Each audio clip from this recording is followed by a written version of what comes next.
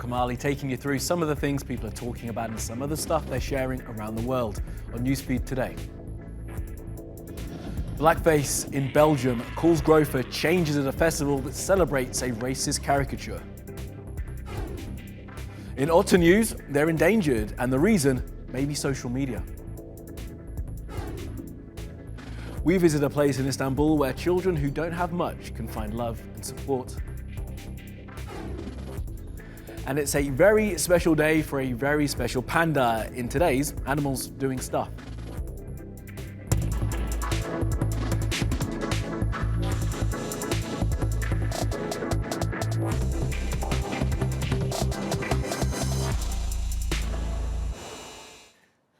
And at the top of our newsfeed, Blackface in Belgium. There was a festival held over the weekend in a small Belgian town that highlights the big problem that country has with anti-black racism. The festival features a character that is massively offensive to black people all over the world and which reinforces, in 2019, racist ideas we were supposed to have moved past.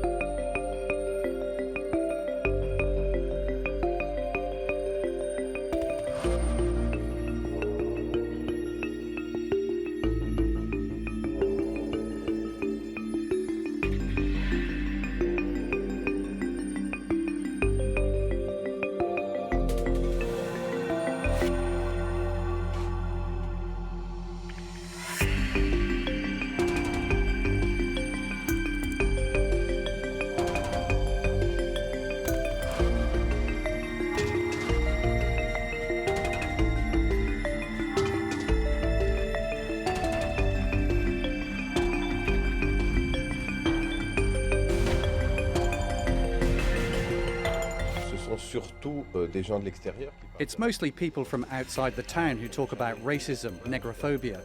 At UT, we never considered the savage to be a racist figure. It's rather a character that the inhabitants of UT adulate, one character among the many ones of our Ducast Dat festival.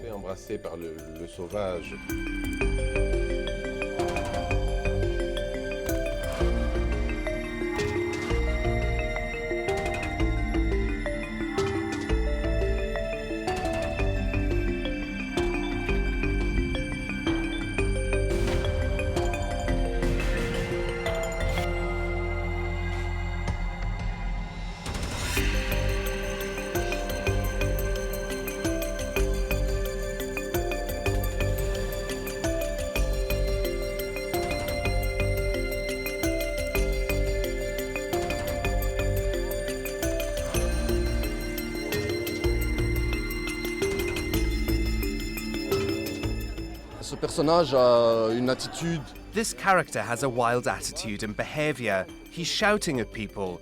He scares children and gives a degrading image of black people. It's even more serious when it comes to children. I have a black friend living in At. In the past, she met a child who started crying because she reminded him of the savage, or a child who said, "Can I have a savage kiss?" What we ask at people is to understand that even if they have no racist intention, and we do believe them, this character helps to retain negrophobia and thus takes part in a form of structural discrimination experienced by Afro-descendant and black people.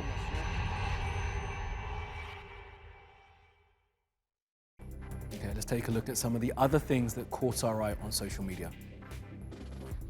Now, Donald Trump continues to amaze with his intellectually bereft ideas. He has suggested, and not for the first time, that America drop a nuclear bomb into a hurricane as a way of disrupting its path and stopping it hitting the US. Now, scientists say not only would it not work, but that the radioactive material released into the winds would be a major problem. Now, the idea has been spinning around pseudoscience circles for decades. Thankfully, it has never been tested.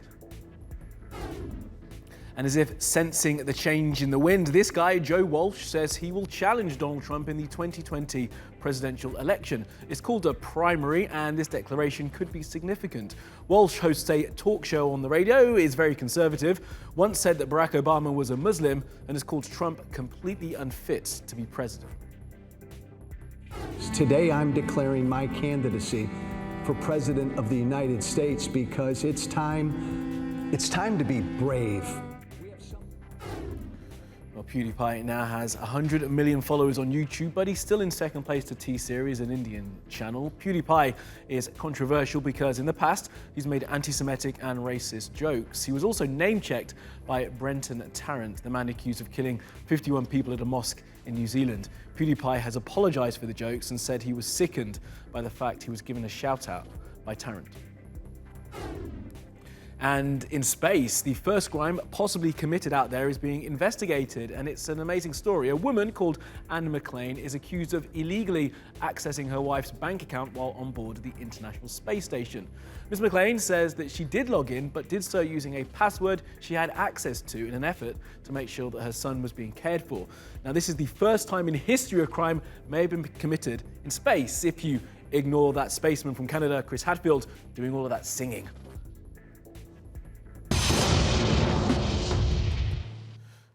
Now, the Amazon is on fire. World leaders have made some good noises in the past few days about the danger of the situation. Now, Brazil's president says the army is now involved. Now, people around the world have been talking about the fires on social media, and in the past few days, people took to the streets too. Las Amazonas están bajo fuego desde hace 19 días sin descanso. El 30% de todas las especies del planeta se encuentran allí. Más de 350 comunidades aborígenas.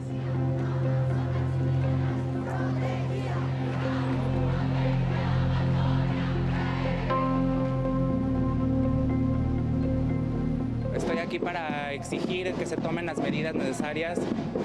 Todo el mundo está enfocado en hacer dinero, pero no vale nada tener dinero si no hay planeta. Entonces estoy luchando por eso. Siento mucha tristeza porque la tierra, la verdad, es la mamá de nosotros, y lo que está pasando en el Brasil, pues que el presidente de Brasil pare eso, porque la verdad de eso nosotros vivimos, de la tierra, porque ella es la que nos da comida.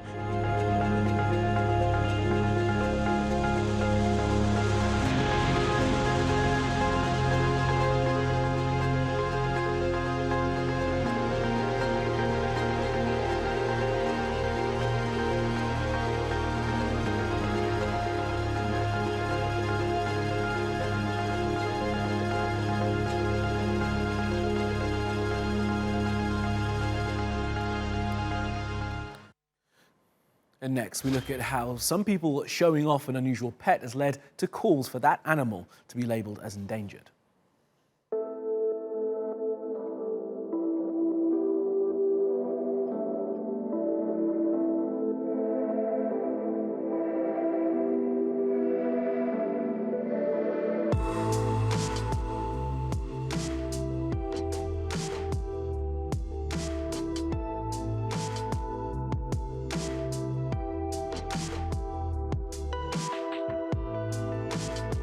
So what we're seeing is that traders and poachers are using online media channels like Facebook, like Instagram, to sell these otters online and make connections between the hunters and the poachers and the buyers.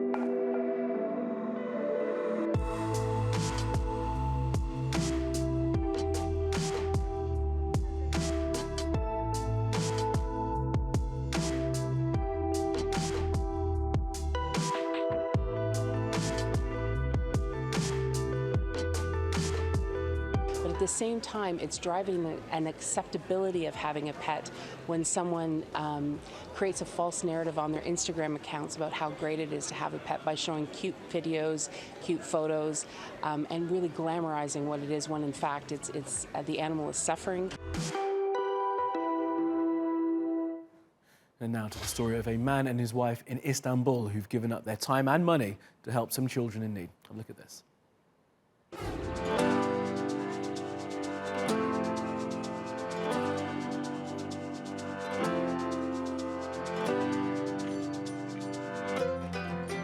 Burası Minik Kalpler Balat.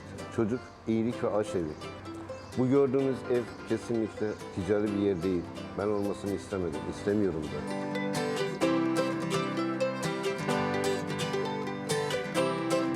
68 çocuğumuz var. Her sabah çorba içip öğlen yemeklerini yiyorlar. Tabii ki ücretsiz.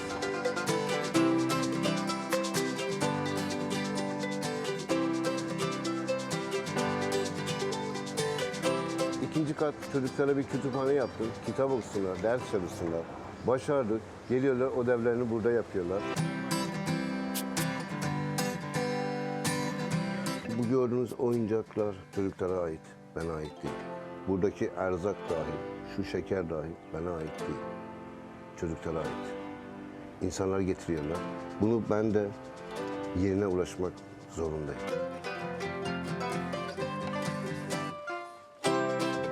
Buranın kirasını, elektriğini, suyunu ben ödüyorum.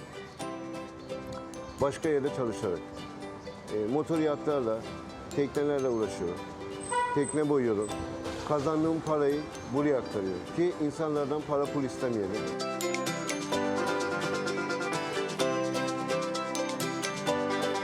Gücüm yettiği kadar hem maddi hem manevi nefesim yettiği kadar bu kapıyı açık tutuyorum. Bir çocuklarımız gelsin. Ne zaman bırakırım?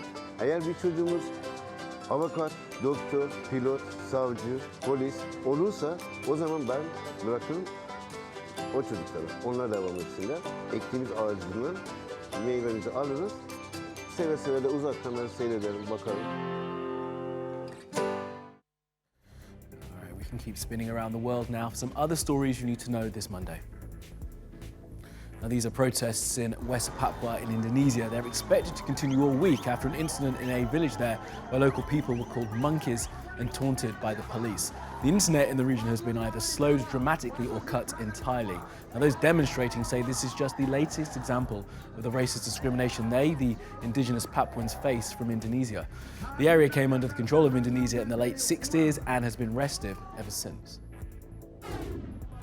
Well, this is footage of protesters in Hong Kong destroying a pole with facial recognition cameras on it. As you can see, they smash it up pretty good. Facial recognition technology is used by law enforcement all over the world to monitor citizens as they walk the streets.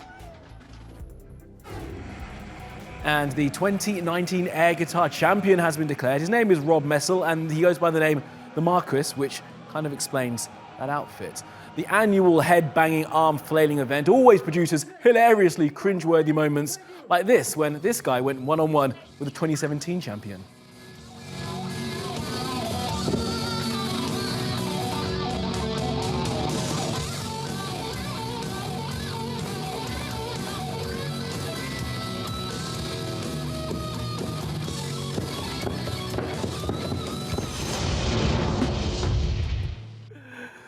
That's a weird-looking dude.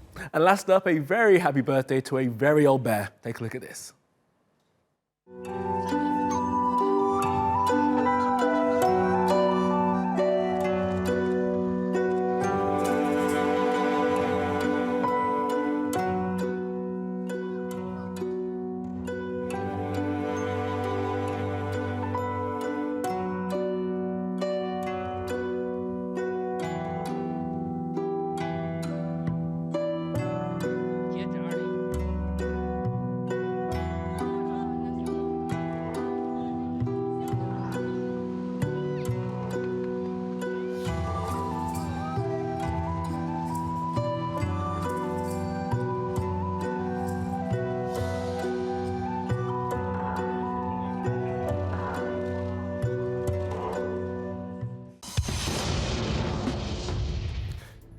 do from the Newsfeed team. Reach out to me with your questions, comments, complaints and suggestions. You'll find me at Kamali Melbourne. You'll find us 24/7 on YouTube. You can subscribe to our channel and you can follow me on Twitter. Follow, subscribe, Manad. See you again tomorrow.